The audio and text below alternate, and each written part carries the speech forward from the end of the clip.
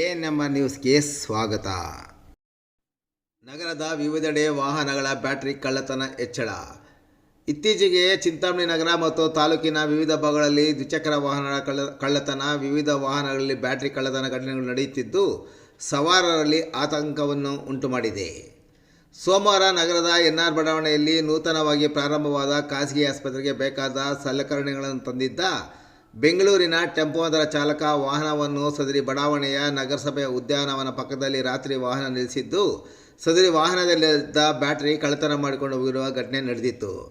ಇದರ ಬೆನ್ನಲ್ಲೇ ಮಂಗಳವಾರ ರಾತ್ರಿ ನಗರದ ಬಾಗೇಪಲ್ಲಿ ವೃತ್ತದ ಬಳಿ ಮುಜಾವರ್ ಎಂಬ ಟ್ರಾಕ್ಟರ್ ಶೋರೂಮ್ ಹಿಂಭಾಗದ ರಸ್ತೆಯಲ್ಲಿ ನಿಲ್ಲಿಸಿದ್ದ ಕಾರಿನ ಕಿಟಕಿ ಗಾಜುಗಳನ್ನು ಪುಡಿ ಮಾಡಿ ಕಾರಿನಲ್ಲಿದ್ದ ಬ್ಯಾಟರಿ ಮತ್ತು ಆಡಿಯೋ ಮತ್ತು ವಿಡಿಯೋ ಸಿಸ್ಟಮ್ಗಳನ್ನು ಕಳ್ಳರು ಕಳ್ಳತನ ಮಾಡಿಕೊಂಡು ಹೋಗಿದ್ದಾರೆ.